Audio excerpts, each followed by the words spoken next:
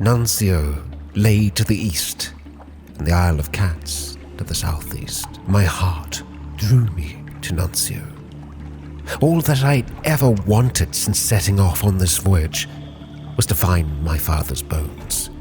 Now the deal was struck. The creature that waited in the sea shower's hold demanded more of us. Another delivery. Not mail. No, something else. To the Isle of Cats we would sail first. I feared, if we did not make it there fast, the creature may grow yet more dangerous. It is the 20th of March, 1888. I fear for my life and that of my crews. We left Saint Haven behind with all haste. There would be no sidetracks, no distractions. We sailed as the Z-Bat flew, straight and true. We neared Visage, yet would not risk a visit, not before reaching the isle. More coal shoveled into the boiler. The sea shower steamed onwards, yet thankfully, there it was, Port Cavendish and the Isle of Cats. Before anything else, I compiled a report, afraid of what changes may yet come. Then sought out the Pirate King, who, no doubt, would have contact with the gracious widow. King Leopold examined the small jeweled bird with care and a measure of delight. I do not want to know how you came by this. Should anyone ask, you did not. We shall return it to the owner. Yes, such fine craftsmanship. A true one-of-a-kind creation.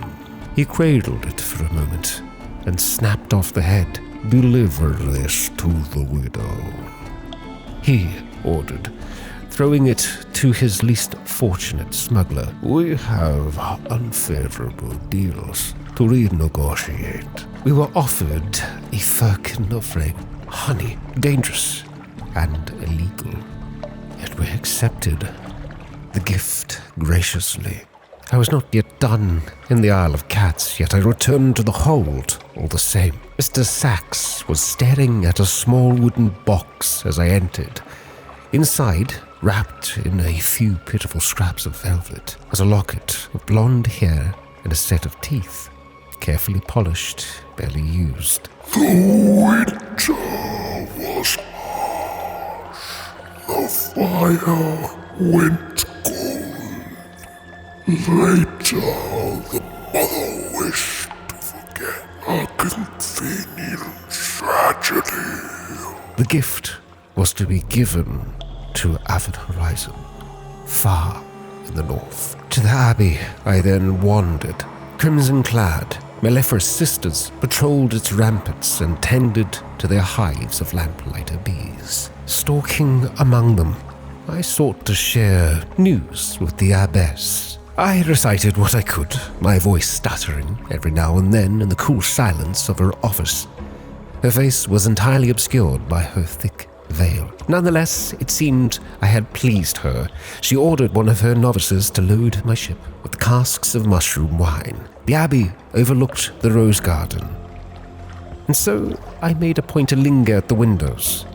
The roses bloomed lush and wanton, each petal the color of the sunset. A tall woman in a golden veil picked her way between thorn bushes. Then came the honeyed tongue, a brothel of jewel-embroidered cushions, bright silk drapes, and gilded statues of elephants. There was the sea captain, weeping, an all too familiar sight, here in the Isle of Cats. Her crew were tending the gardens now, a story I'd heard more than once before. I listened as I could, as she recited those names again and again. It seemed we had gained the attention of the Pirate King once more. The King's Claw approached and told me to call them Isari. They were dressed in azure silks and wearing clawed rings of enameled metal and ivory on the fingers of their right hand. They were beautiful, if you liked them sharp and glittering, and ambiguously gendered. You have caught the interest of the Pirate King, and therefore my interest as well, they say, fixing me with an amber-eyed gaze. You seem capable enough, and I have need of a capable friend. It seemed foolish to refuse their offer. You could never have too many friends in the Neath. It seemed we'd found a patron here on the Isle of Cats. Wonderful, utterly delightful. Isri is all smiles and genial bohome. I shall start thinking of a task fit for your talents, something special. They waved a jeweled hand. Run along now. There's a good captain. I waited as long as I could before Isri was ready. I have a delivery for the alarming scholar in London, they told me, over a meal of fungus blossom and sea lily soup. A delivery that needs to pass beneath the notice of revenue. Isri placed a casket on the table, slid it open with a dull click. Inside were vials of what was unmistakably red honey. It gleamed malevolently. I was hardly squeamish about smuggling, and if I changed my mind, I could always turn the shipment over to the Admiralty instead. So I accepted. The scholar will give you some notes in return. Bring them to me, and I shall be most pleased. Isri slid the casket over to me, and very pointedly did not enumerate the consequences of returning without the notes. Instead, they smiled, too wide, and I shivered. While near the provisioners, I sought to buy 2 more allotments of fuel and supplies. From there, I plotted our course. First, we would travel to Visage, then to Nuncio, and if that went well, then northwards to the avid horizon. We left at full pace on March 21st. The crew, ready and eager, still very much unaware of just how much danger lurked beneath the boards of the boat. The great face of Visage was visible in the false starlight, a silhouette cut against the inky black underneath. I would not linger there long either, only intending to write a quick report before leaving, travelling up the northeastern coast of the isle. Nuncio was close. I could feel it, that pull. There had always been something about the isle, and to learn that my father's fate may be intertwined with its enigma, it made the mystery all the more enticing. Azibat cried, far to the southeast past the Think-Knottle vortex. A point of interest, no doubt, but one that we would not visit. Not just yet, not so close to Nuncio. But before we arrived, there was a knocking at my door. A crewman stepped into my cabin. His uniform was one of my issue, though his face rang no bells.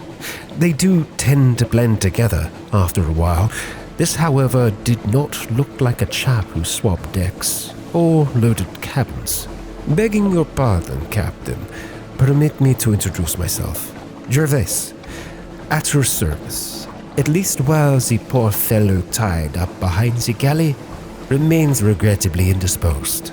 Might I trouble you for a brief moment of your time before my escort to the bridge? He was at least honest about his dishonesty. I would hear him out. My gracious employer has grave concerns about your guest down in the hold, Captain, and the course which you are now committed. Blood will spill before this voyage is over, but it need not be yours. Gervais produced a small vial, crystal. The blood was red, redder than normal blood, almost glowing with vitality. Here is a more bitter vintage. When the time comes, I urge you to choose wisely. A favor from on high is rarely a poor investment. Intriguing. I knew not the man, but he was gone soon after. I stared at myself, my mind. I have to remain focused. I was finally here, finally closer. Huffman had told me that my father's bones had been sent to Mr. Voluminous, but misaddressed to the wrong door. So here they must be, somewhere in the crypty windings of the dead letter office. I told my story to the drooping, cadaverous postman behind the grating. He didn't give any sign of interest or understanding. By the time I'd finished the story, I was left wondering if he might be dead. Perhaps no one had gotten around to closing those yellowed, staring eyes. But at last he jerked into life again. What was the name again? I'm sorry.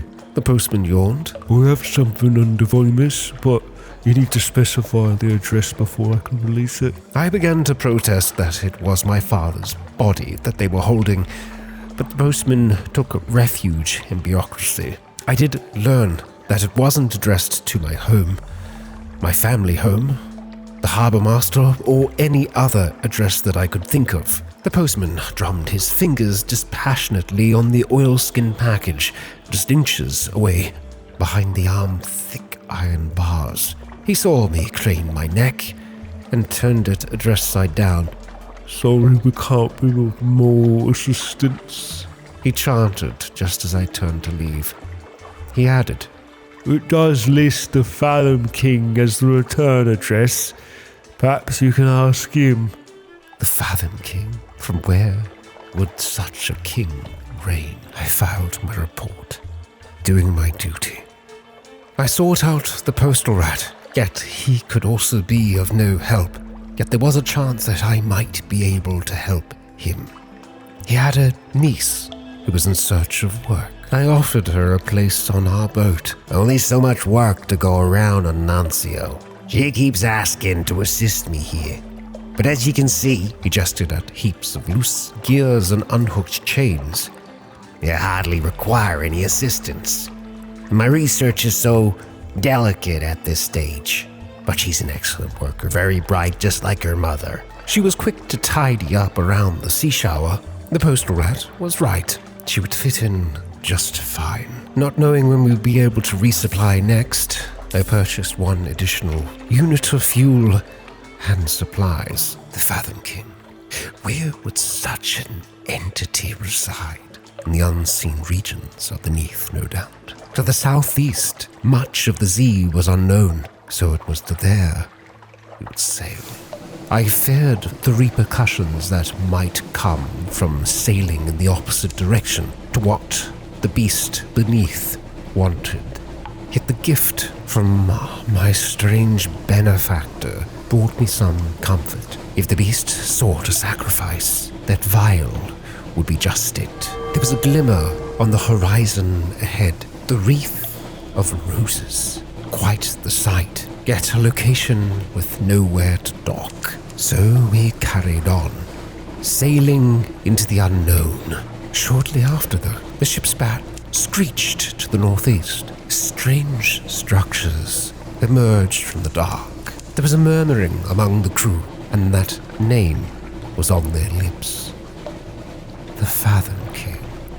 This was his home. And there, Lorcan's Port, named for that most enterprising of drownies. Phosphor cells burnt green somewhere below. The king waited.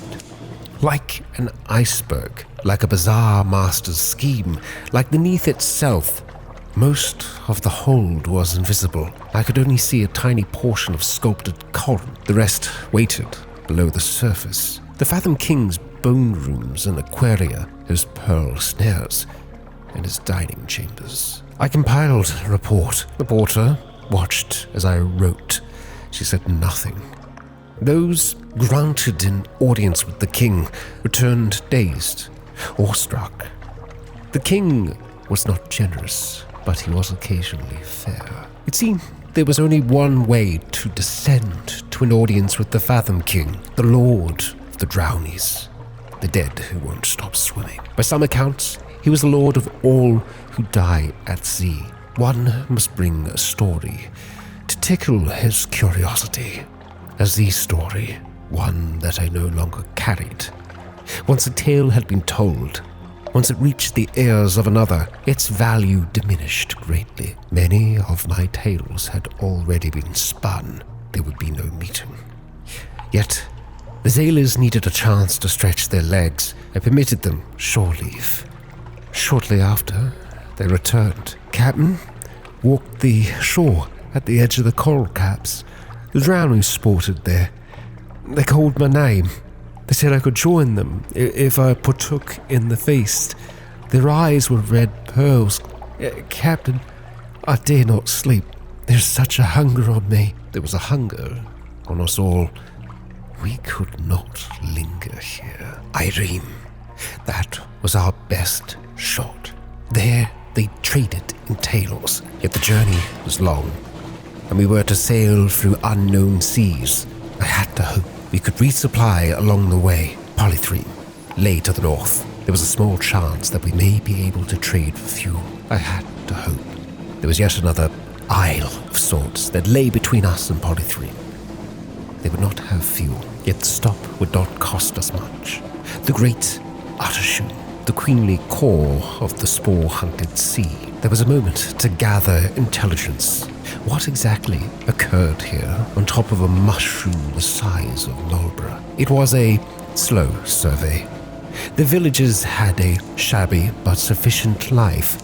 The uttershroom provided. They were secretive, taciturn, and curious. Ships rarely visited here.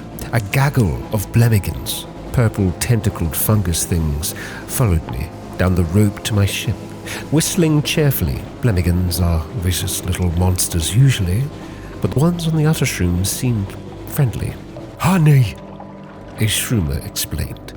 Everyone wants honey. Life on the uttershroom was unvarying and occasionally deadly poisonous.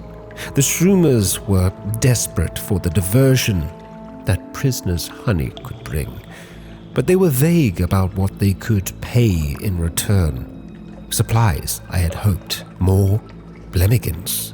The shroomers piled up slabs of sweet mauve. Shroom flesh. It was nourishing, although it does taste rather like muddy horse. They generously threw in a blemigan, a whistling, eyeless, mobile fungus thing. Problems? Throw it in sea. No room? Throw it in sea. She shrugged. Probably it'd swim. If not, plenty of room in sea. We had supplies, at the very least. We then visited the village. Hospitable? Not exactly. But they didn't chase us off with sticks, and they let us sit by their mildew-smelling fire. They spoke of a rain of orange jewels, the mother's blessing. Their tales here were ones of adversity and survival, and wistful hints about their homeland. Somewhere to the west, it was a memory of a distant shore. Yet our fuel was low, so much so, the light would remain off for now. A dangerous proposition when sailing through uncharted waters, yet it was a choice well made. To the west, a large ship steamed through the dark. Onwards we pushed, only illuminated by the dim navigation lights either side of the seashore. Yet there it was, Polythreme. Sadly though, they sold no fuel. Yet there was a contact here, waiting at the Whistling Eye, a masked bundle of grimy satin. The light here was poor, but it seemed to have more gloves than it should. Please, wheezed a voice from within the mound of clothing. Take it, I need to pay my debt. It seemed that the clothes, mostly gloves, are more wearing than being worn. The pale, sweating fellow within was a prisoner of his wardrobe. This was the strategic information that London desired. I only hoped that I would be able to return it yet. We were on the last of our fuel. Khan's heart was our only chance. And so we left Polythreme in darkness, knowing that we might need to go hungry yet. Some of our supplies could be used as fuel in the event of an emergency. We were now approaching that treacherous point. Desperate measures would be required. Searching through our supplies, we found what we could. It smelt like burning rags, yet it would satisfy the engine's hunger for a little while, even while our own grew. We had but one unit of supplies and fuel left now. Khan's heart was our only chance, or perhaps not. Out of the darkness loomed a port unknown, Ash Haven. I dared not ignite the light, but I did dare hope that there would be something on this God-forsaken rock. God-forsaken, yes, but not godless. This was Godfall. Sometimes, just occasionally, bits of the roof fell off. I could be thankful that I was not here when this one did. The brawling, bearded men who live here call themselves monks.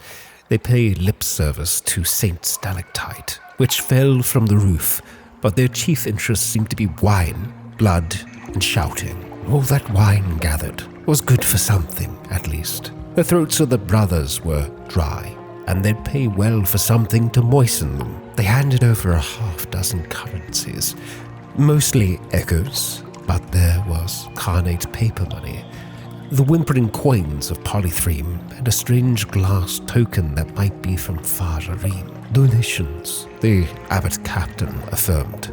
Pilgrims are generous. Before the stalactite was a monastery, before it ever fell from the roof, it was a citadel. The fall shattered it and killed its occupants, probably. But I could take a look. We had foxfire candles in the hold. We'd require 5, half of our supply. The monks had blocked the tunnels into the citadel. The starving men lived there, one said vaguely. They're all dead, of course, but you still wouldn't want to meet them. Still, there was a gap in the cellar wall that they kept meaning to fix. Through it, I went. All beneath is dark. The citadel is dark as only a once bright place can be. It hung up there amongst the false stars, drowned in azure light. For how long? Now it's here. So was I. I sought to go deeper. The citadel lay on its side, all its halls and tunnels tilted crazily. I edged my way through like an ant, moving within a broken puzzle box, deeper into the dark. Then, winged things. It was as if the wall had shed its skin. Suddenly, they were everywhere. The air roared. They filled my mouth, eyes, and nose. Yet our iron was strong. We would hold. Forge on, I called, as the bosun grasped my shoulder. Each sailor grasped the next. We bowed our heads and pushed forwards. We had 9 candles remaining. Further into the dark we would go. I dreamt of fuel, of fire, of supplies to feed us. We were in the 3rd tangle of tunnels now, and more winged things, easily managed. 8 candles remained. We were at the midpoint now, we presumed. We needed enough light to leave, yet I was not turning back. Not yet. The Nutritious outcast burbled as we found something in the dark. Ya muertes. The outcast burbled. They stole our excellence. They thought they would be us. It shook with rage or laughter and collapsed before the altar. Still, the change remains. The change remains. It was the longest speech I had ever heard from it. It remained motionless in prayer while I searched. An inscription on the altar read, "So are we shaped." The stonecraft was perfect, but the spelling seemed eccentric. 2 stone knives rested on its surface, along with a chunk of flint that might be a knife, a tool, or a simple lump of rock. 3 human skulls waited in a niche at the back. 2 had warped and lengthened jaws. The 3rd had slumped and run like a melted candle, although it felt solid as any bone to the touch. What now? We could press on, but the going would get harder from here. We could turn back with what treasures we had gained thus far. 3 secrets, 2 outlandish artifacts, 3 lamentable relics, and 1 ambiguous aerolith. Yet we had more candles. I was not leaving yet. Out of the dark. 1, 2, 6, 7, 8, a rabble of leathery mummy things, mouths agape, came boiling from the crevices. crooked limbs reaching for us. A modest challenge, and one that left us retreating, but only for a moment. As we stumbled into the heart of a geode, quartz crystals twisted the light and spangled it into our eyes. It was like trying to outstare molten silver. We would go carefully, yet it would be a modest challenge to continue.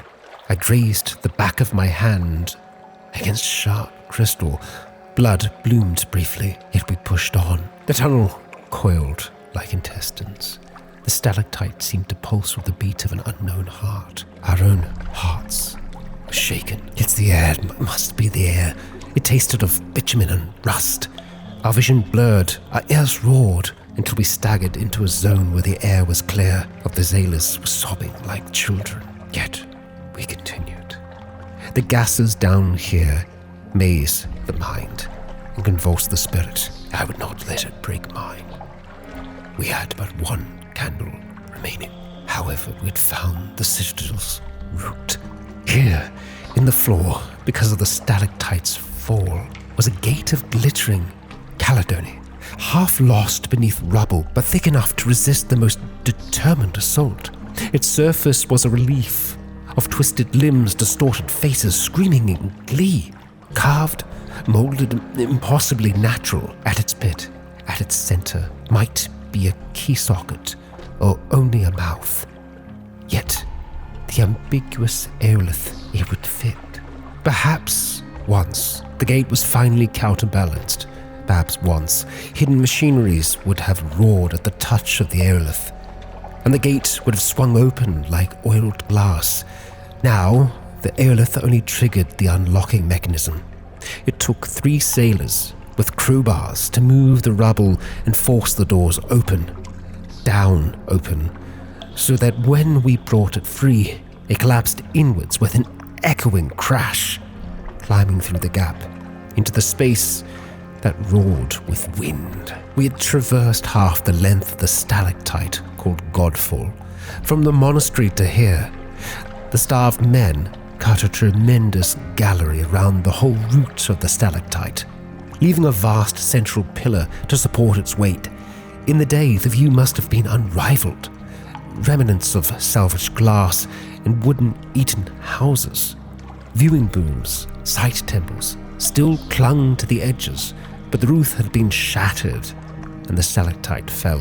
Going a little closer, clambering carefully across the tilted surface of the gallery floor, towards the shattered stump of the root we went. Dozens of corpses, decades dry, lay at the stalagmite's root. I thought there was a barricade here, but the fall had smashed it, and the remnants had fallen into the sea. Were they defending the root? Gunner Atticans squinted at the scorched and shattered rock, and nodded wisely, blew it up themselves. Killed the whole city. Starved men, eh? Ass. Heard they fight each other. Mad as toads. In the immemorable tradition of subterranean adventurers, we searched the corpses. Well, it was not like they'd been buried. Their bones of their limbs and faces were blurred and twisted like melted wax. We found trinkets, disgusting remnant chunks, and, oh God, yes, that'd be worth a bit, worth a lot. Best not let the others see it. Nothing else remained here. We signaled the Z-shower with flares. She would approach, and we could scramble down and drop into the Z to be retrieved. Much safer than the tunnels of Godfall. I now had a captivating treasure, 2 secrets, 7 additional lamentable relics, and 1 eyeless skull. Last but not least, I formed a report. The monks were eager to talk about their history. The stalactite, they assured me, was one of the citadels of the starved men who dwelled in the roof. When it fell, a few of its occupants survived to become the monks' progenitors. How that worked exactly, I wondered, with their vows of celibacy. They became vague and suddenly eager to speak of the details of passing ships. And so I let them talk, let their words fill my ears and take away the trouble of thought. We had next to no fuel, next to no food. We were very likely doomed. Had my father befallen the same fate? Perhaps if we had pushed on, straight to Khan's heart, we might have had a better chance. And hope can quickly twist and turn. The crew was getting hungry, and the furnace hungrier still. It is March 27, 1888. Dark days are ahead.